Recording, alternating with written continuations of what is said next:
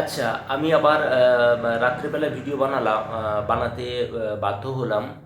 কারণ যিনি আমার নামে দিদিভাই আমার নামে ওখানে গিয়ে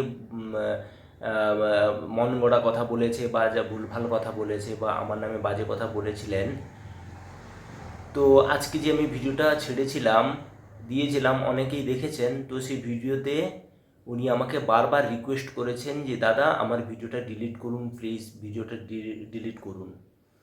তো আমি সেইটা উনার কথাটা আমি রাখার চেষ্টা করছি। বাট আমার কথা যদি উনি না শোনেন তাহলে তো আমাকে আবার পাবলিক করতে হবে। উনার ভিডিও ক্লিপটা আমার কাছে রয়েছে। ওনাকে আমি রিকোয়েস্ট করছি, আপনি সত্যিটা বলুন। আমি কার কাছ থেকে টাকা পুজো দেওয়ার নাম করে টাকা নিয়েছি, এইটা সত্যি কথা আমাকে বলুন।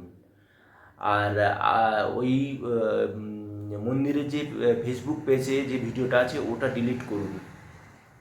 আপনার ভিডিও ক্লিপ আমার কাছে আছে, আপনার রিকোয়েস্ট আমি রাখলাম, আপনি বারবার মেসেজ করছেন আমাকে যে ভিডিওটা ডিলিট করুন, কিন্তু আমি ভিডিওটা ডিলিট করিনি। ভিডিওটাকে আমি প্রাইভেট করে রেখেছি, পাবলিকটা করিনি। আপনার কথা আমি রাখবো, কারণ আমি ঝামেলায় জড়াতে চাই না। আমি আবার বলছি, আপনি আমার নিজের দিদির মতো। আপনি আমার জানি না আমার থেকে বড় কি ছোট হবেন, দিদি বা বোনের মতো হবে। আপনাকে আমি যথেষ্ট সম্মান করি।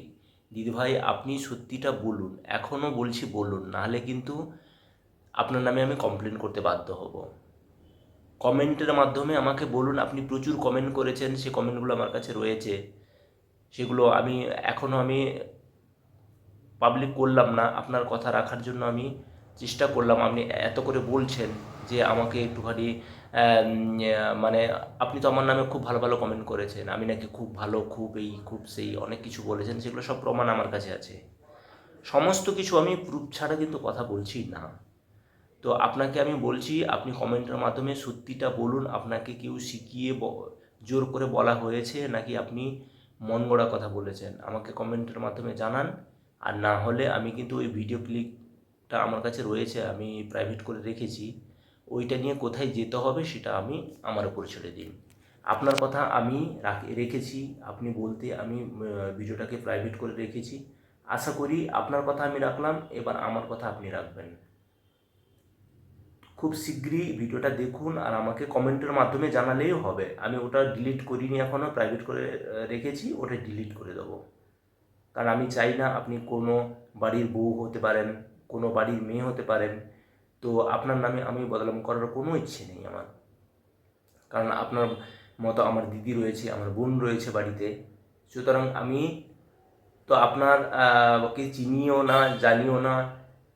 ওনারা মন্দিরে আপনার ভিডিওটা আমাকে দেখানো হয়েছে বলে আপনাকে আমি চিনলাম, নাহলে তো আমি চিনতাম না।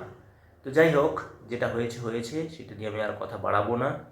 আজকে আমার লাস্ট ভিডিও হবে আপনাকে নিয়ে। আপনি সত্যিটা যদি বলেন তবে, তা না হলে কিন্তু পরে কি হবে চ্যানেলে দেখতে থাকবেন।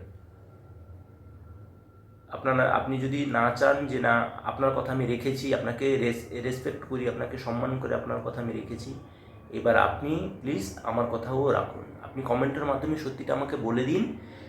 আমি আপনার এই ভিডিওটা যেটা ছেড়েছিলাম আজকে, আপনার রিকোয়েস্টে কিন্তু আমি প্রাইভেট করেছি, আমি একটা কথা বাড়াইনি। আপনি এত করে আমাকে বলেছেন, লেখাগুলো কমেন্টগুলো সব রয়েছে আমার কাছে। তো আমি আপনার কথা রাখার জন্য এটা কিন্তু করলাম, এটা ভদ্রতা খাতিরে করলাম, কিন্তু আপনি সত্যিটা বলুন, কমেন্টের মাধ্যমে আমাকে জানান। আমি ভিডিও ঠিক ডিলিট করে দেবো।